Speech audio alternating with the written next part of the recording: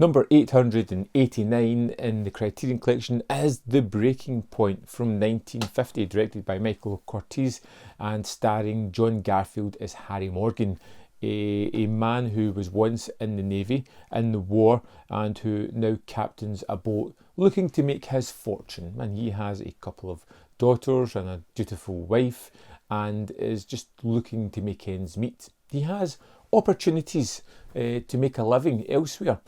On land, working with his father-in-law, he has a steady job and income that could satisfy his family commitments.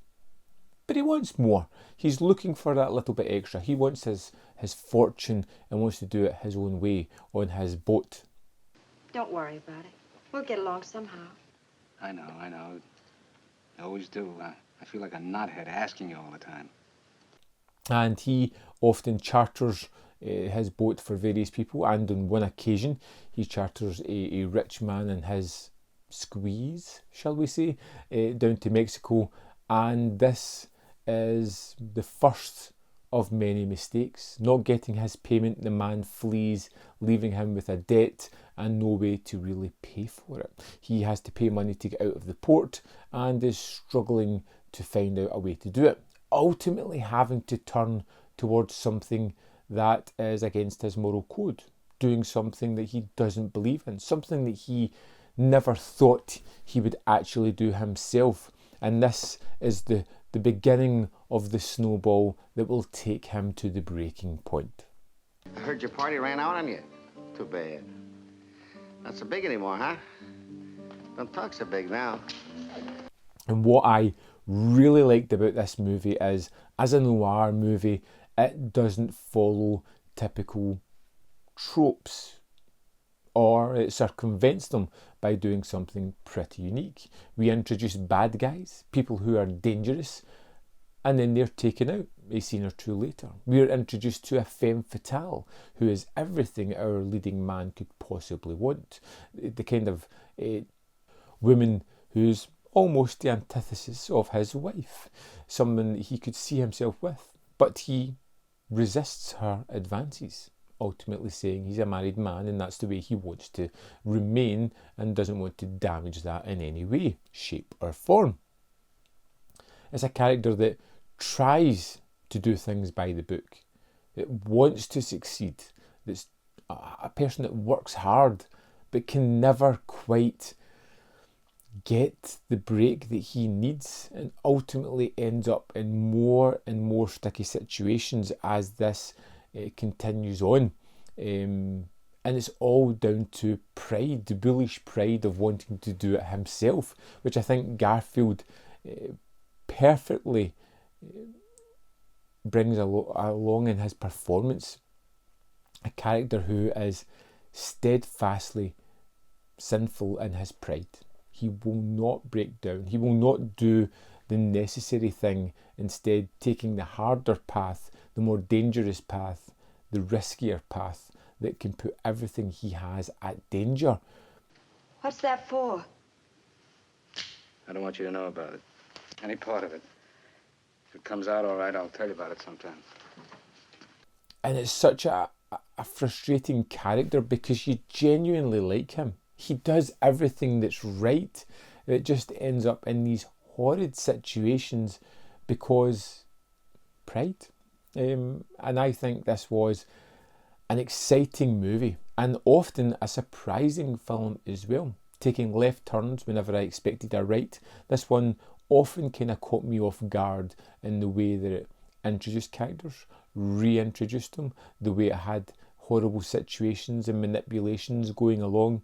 I particularly liked a lot of the side characters, whether it be his wife, whom has to do a lot of things to really help him out, to help him stay on the path of his dream, whereas it should be the other way around, of him making the sacrifices for her. She really enters into the partnership by doing more than she probably should for this man. The femme fatale that pops into it is a breath of fresh air. She's a fun character. She is, like I said, a kind of tease for him, something that always pops up and kind of throws herself at him, and he always having to resist the urge to go with her. I've been a good little girl, keeping my mouth shut and speaking only when spoken to. You can afford to be polite to me.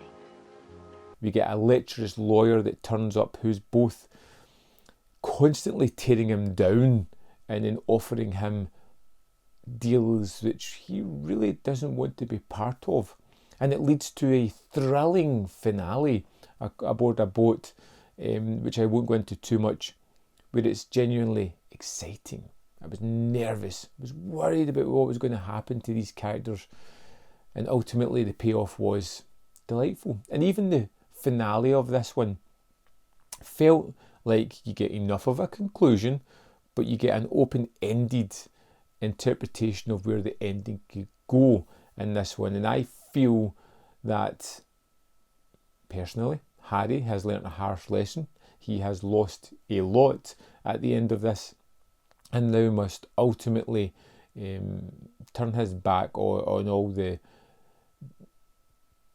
ideas of fame and fortune and whatever he wanted by being a captain, and must now do what he should have done at the start of the movie.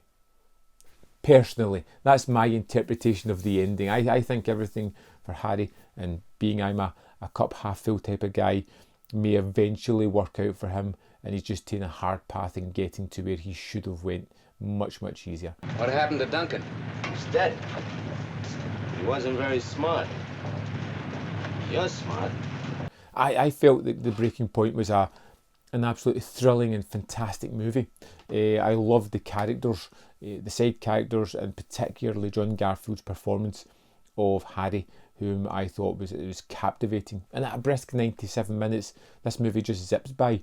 Surprising, really drawing me into the tale and put me on along this journey with Harry, which I really wanted him to break free from earlier than he did. It was an outstanding release, superbly filmed, choreographed, the pace, the tension, everything is just built up supremely well, giving you waves of emotion and settling you back down before taking you to another thrilling and dangerous high.